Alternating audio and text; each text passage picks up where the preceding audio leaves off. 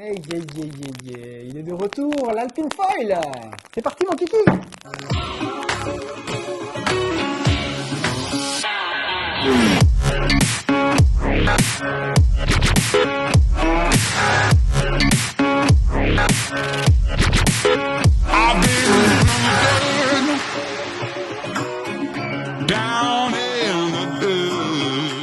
On a un nouveau foil en test.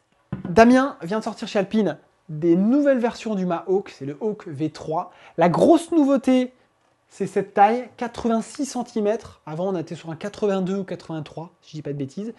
Et il m'a envoyé ce mât dans plusieurs versions. Alors, c'est la version HM, qui sort à 1548 €.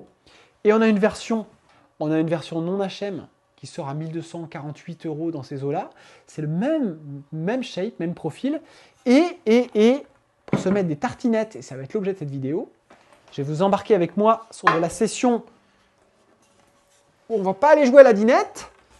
On a reçu le même mât en 95, il ne rentre même pas dans le cadrage, avec la aile RS600, qui est une aile de speed. Donc, 3 nouvelles choses à tester. Le nouveau mât Hawk V3, l'aile RS600, qui est une aile faite pour aller vite, sereinement, et nouveau stab, on a du HA165 qui est typé à la fois vague mania et speed. Sur les mâts, on a deux constructions. Sur le Hawk V3, on a le HM et le non HM. HM, c'est le beau bleu que tu vois derrière moi, qui existera en 85 et 86. La nouveauté, c'est que avant le 86, c'était un 82 ou 83. Donc on est monté un petit peu en taille. Il y a des choses dans les tuyaux sur les mâts plus courts, plus dédiés surfoil, pumping, qui arriveront dans l'année, mais chut.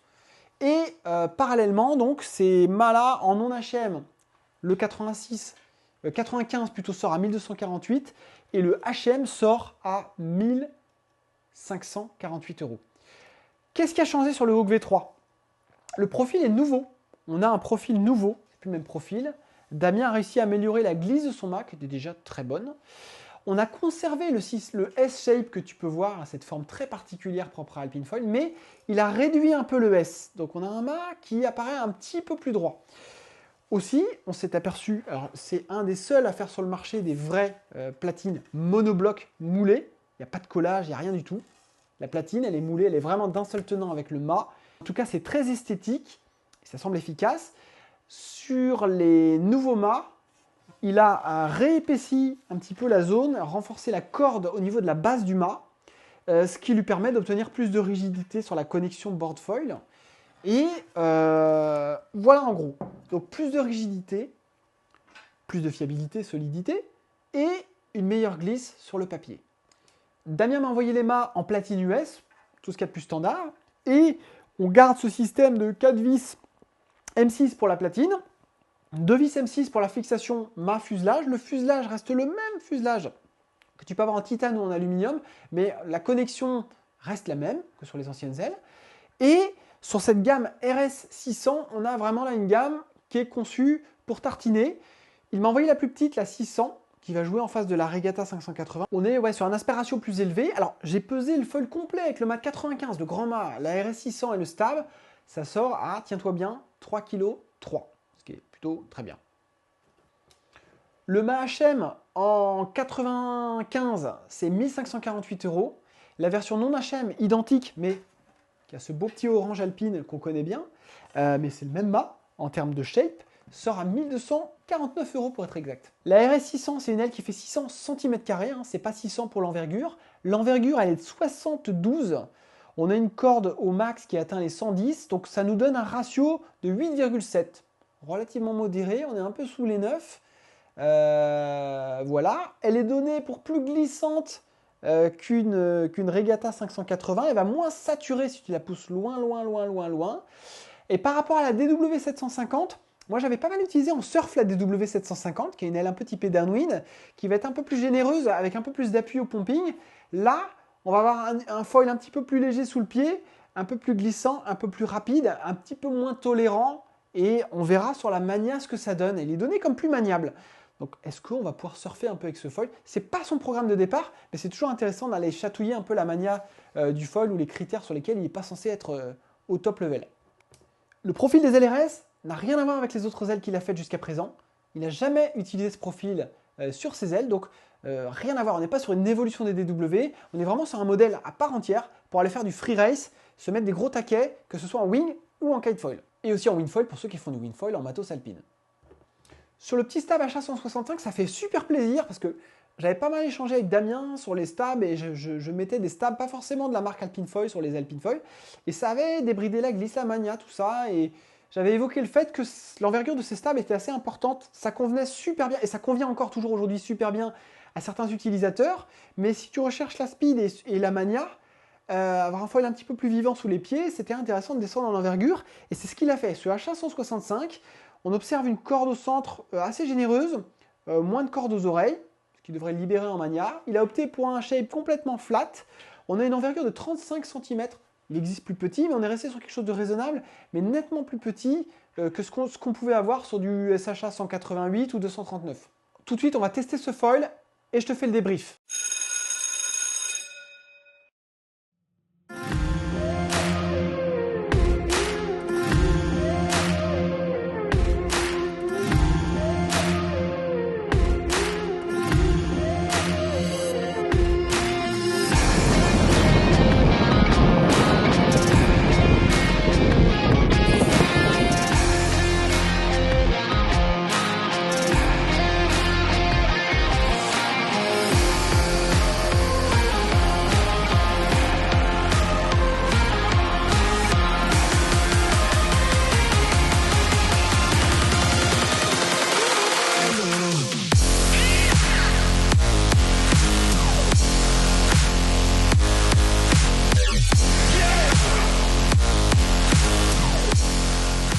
Allez, on débriefe de ce nouveau foil parce que le nouveau mât est là et la RS600 est entièrement nouvelle ainsi que le stab, donc tout est nouveau à part le fuselage. Conditions du test, j'ai eu du mal à sortir cette vidéo parce que j'ai eu du mal à trouver des conditions de flat avec du bon petit freeride propre et un vent régulier pour laisser un peu accélérer le foil et prendre plaisir dans des conditions vraiment adaptées. Alors j'ai des repères sur la Regatta 580 avec laquelle je me suis mis des bons tirs il y a quelques temps maintenant et la DW 750 qui gagne énormément en polyvalence même si elle va être un peu moins rapide qu'une Regatta 580. Donc c'était intéressant de voir comment cette RS 600 se place dans la gamme et est-ce qu'elle bouffe les autres ou est-ce que les autres ont un intérêt et laquelle elle choisir en fonction de ce que vous voulez faire. Alors déjà sur le décollage, on a beau avoir un ratio qui commence à être assez élevé, une aile qui est un peu affinée par rapport à de la Regatta, ça me semble plus fin. On va avoir quand même un décollage qui est assez facile. On a une aile qui est porteuse. Alors évidemment, tu ne vas pas débuter avec cette aile-là. Il faut quand même avoir un niveau averti. Ce ne sera pas ton aile unique. C'est une aile faite pour quand le vent monte un peu et que tu veux tartiner. Ou alors tu vas charger un peu en taille de wing pour être sûr de décoller avec. On prend une planche qui est assez tendue avec peu de rocker qui va vraiment décoller tôt. Tu peux la sortir assez tôt. C'est-à-dire que dès la douzaine de nœuds, pour moi, ça part. Mais, il faudra pomper un peu quand même. Mais j'imagine bien cette aile en aile complémentaire d'une aile un peu plus typée, Lightwind, aile de freeride à tout faire.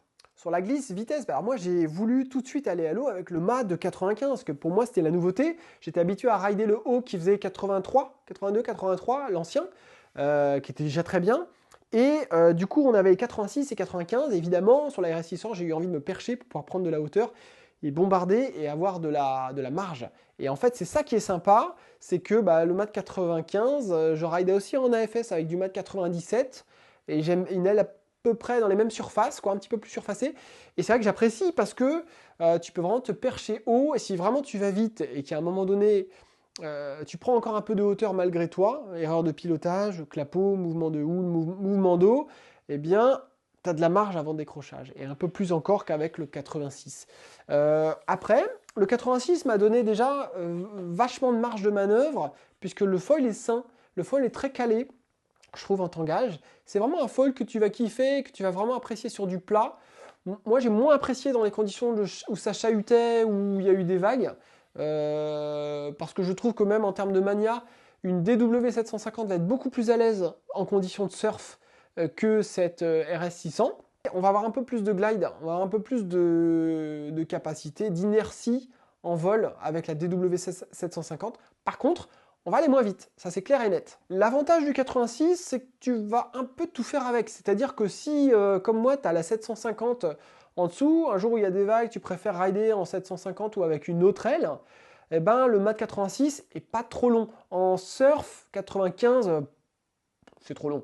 C'est vraiment fait pour faire du freeride, de la bonne race, du kitefoil bien sûr. Donc ça, tu en as besoin. Pour le coup, le 86 sera un peu plus court, mais il fonctionnera en kitefoil. Donc le 86 sera clairement le plus polyvalent, celui que j'aurais tendance à recommander direct. L'avantage de la version au module, la version la plus chère, la plus rigide, c'est qu'elle va encaisser plus facilement les grandes tailles d'ailes. On a chez Alpine Foil la 1370 DW qui a un peu l'aile que je préfère dans la gamme en pumping, que j'utilise même des fois en surfoil. Alors je l'utilise plutôt avec le mât modular carbone qui est un mât droit, parce qu'en pumping je trouve que le feeling est plus direct. On a quelque chose qui va glisser un petit peu moins que ces mâts-là, hein, c'est clair, mais c'est déjà très bon, c'est hyper rigide. Et tu as plus de mania avec ce mât droit, je trouve. Tu es un petit peu moins calé qu'avec les mâts Hawk, qui par contre sont plus adaptés pour aller vite. Alors j'avais fait un test de calage, j'ai ridé sur une Noremana, une planche qui est très neutre, très standard, hein, qui tolère un peu tous les foils sans trop de cale de rake, sauf quand les foils sont spécifiques. Et j'avais pas mis de cale de rake. Au départ, j'avais laissé un réglage de stab à -1. Donc pour limiter la déportance, avoir moins de pression au pied avant, j'ai bêtement laissé ce réglage que je pensais être bon. Et en fait, même avec un foil relativement avancé, j'ai manqué un peu de pied avant. J'étais un peu sur le qui-vive, un peu sur la jambe arrière à talonner pour remonter. J'ai viré cette cale, je me suis repassé sur une cale à 0 et c'était beaucoup mieux. Donc voilà, par défaut, rider ce foil à 0. Pas d'angle sur l'avant, pas d'angle sur le stab avec le HA 165. On a un combo qui est très équilibré par défaut. Il faudra peut-être avancer le foil si vous manquez un peu de pied avant, ou si vous en avez trop, mais je ne pense pas que ce sera le cas. Reculer un peu. Mais on a un combo qui est bien clé en main. Ça n'a pas toujours été le cas chez Alpine. Il fallait parfois moduler un peu les réglages pour trouver ses marques sur les régattas. J'avais un peu ce phénomène. Par contre, quand tu avais trouvé la formule magique, c'était vraiment plaisant. Là, on est un peu clé en main. Ça, je trouve ça bien et ouais, vraiment top. Quand je teste un foil, j'ai un item carving surf. C'est pas du tout son programme. Alors, il faudrait l'essayer sur le mât droit, sur le modular carbone pour voir, avec peut-être d'autres stabs. Le stab est donné comme un stab vitesse vague. Tu peux pas tout faire à un moment donné. Je trouve que l'inertie du foil n'est pas énorme. Si tu veux pomper sur du plat, tu peux un peu, mais c'est pas là où il va exceller. On est mieux que sur de la Regatta 580. Attention, hein, on a plus d'envergure, on a plus de plané, plus d'allonge. Mais malgré tout, si tu veux aller sur de la vague avec, tu vas pas y trouver ton compte parce qu'à un moment donné, tu vas avoir envie d'avoir plus d'appui, pouvoir relancer, pomper quand il y a de la mousse pour rattraper une section. Et là, tu vas être un peu just. Donc vraiment, on va le dédier sur un programme freeride, free race. La Mania est pas mal, mais on reste sur le positionnement d'Alpine. On est sur de la performance, mais on n'est pas sur de l'élitisme. Ça reste accessible. On n'a pas un foil qui part dans tous les sens. Moi, je ride en ce moment des foils comme le Silk chez AFS. Faut s'y faire. C'est pas pour tout le monde. C'est pour le gars qui veut vraiment un programme dédié 100% surf. C'est pas un foil de freeride à la base. Ça nécessite un temps d'adaptation. Sur l'Alpine Foil, on va avoir un foil qui a ce qu'il faut de stabilité en tangage, ce qu'il faut de stabilité en roulis pour prendre ses marques assez vite. Et je dirais que tu n'as pas besoin d'avoir un physique hors pair et une maîtrise technique hors norme pour pouvoir prendre plaisir avec ce foil. Donc c'est intéressant. Et je croyais même que le foil allait être quand même plus technique que ça. J'étais sûr que moi, j'allais pas avoir de problème. Mais on se met dans la peau des autres riders de tous âges, tous niveaux. C'est est-ce que ce foil est accessible? Pour moi, la réponse est oui. À partir du moment où on sait déjà bien naviguer, attention. Même si ça reste un petit foil, par rapport à de la Regatta 580, ça n'a rien à voir. En termes de tolérance basse vitesse, une sortie de jibe où on va pas très vite, on manque un petit peu de vitesse, on s'est un peu craqué, le foil ne va pas replaquer directement. Le ratio vient ajouter un bonus, une vraie valeur ajoutée à ce foil qui va avoir un peu plus de plané. Pour le reste, j'ai un peu plus de watts sous les pieds, un peu plus de patate quand je suis sur la DW 750 que j'aime beaucoup. Alors je la mets avec des stabs à moi, mais je l'aime bien dans un usage vague sur le mât droit. Et je vous invite à vraiment différencier les programmes de ces ailes. La DW 750 saura être une bonne aile de freeride, mais elle va avoir un potentiel aussi dans les vagues qui est super intéressant. Du reste, sur le stab, si tu compares les SHA 188 que j'aimais bien, il y avait SHA 239, l'achat 239 aussi, le 188 que moi j'avais recoupé, c'est cool parce que la marque apporte une réponse plus compacte, on a réduit l'envergure du stab et naturellement, même si je dis que cet RS600 n'a pas un programme très typé pour la vague, ce stab vient ramener de la mania. On a en roulis un foil qu'on va pouvoir plus facilement embarquer, opérer des changements de direction un peu plus brutaux, et ça c'est super bien, ne serait-ce que pour faire des jives et des manœuvres en fait, ou surfer dans la houle, même que tu sois strappé, pas strappé, on va gagner en mania grâce à ces stabs, ça c'est indéniable. Petit point de détail important sur les sensations en navigation, on a en termes d'équilibre pied avant, pied arrière, ça devrait être un item dans mes reviews d'ailleurs, on a un équilibre qui est plus neutre, qui est plus homogène que sur la Regatta. C'est-à-dire, c'est un peu le même constat qu'on avait fait chez Takuma quand on avait reçu les V2 par rapport au Kujira 1.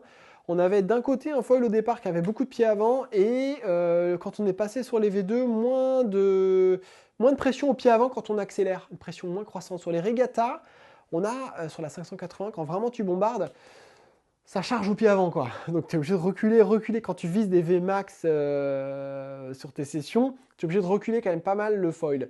Et là, on a un équilibre qui est beaucoup plus homogène entre les deux jambes et même quand tu accélères. Donc un foil un peu plus équilibré, un peu plus agréable à ce niveau-là. Moi j'ai bien aimé, j'aime bien ces foils qui ne verrouillent pas trop ton pied avant sur le pont de la planche.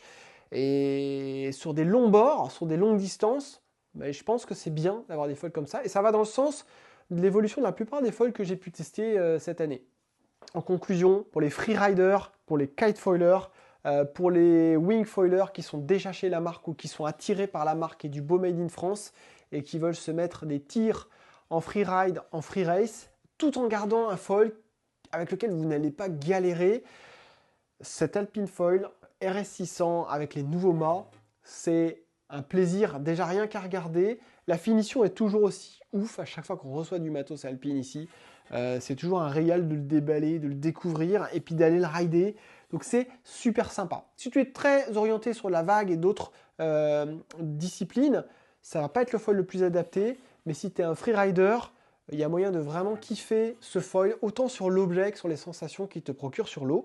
Les nouveaux stabs vont dans le sens de ce que veulent les riders, je pense. Damien a écouté pas mal et on a des stabs plus petits qui amènent plus de mania, qui rendent le foil plus joueur. Il va y avoir des nouveautés aussi dans l'année. Il y a des gens aussi qui aiment, au-delà du downwind, du glide, de la race, qui aiment bien aussi surfer, avoir plus de mania. Il y a des choses qui sont dans les tuyaux. On en reparlera peut-être sur la chaîne prochainement. D'ici là, je vous dis à plus. Bon ride, bonne session. Ah oui, et puis, le fait de proposer ces mâts en HM à un prix relativement élevé, mais d'avoir aussi une version qui fera déjà grave le job pour la plupart des envergures en non HM, à un prix donc plus abordable, je trouve que c'est une démarche qui est vraiment intéressante, c'est sympa. Ça va dans le sens de rendre quand même aussi accessible du matos qui est déjà haut de gamme, qui quoi qu'il arrive est toujours haut de gamme. C'était Adou, à plus, bonne session.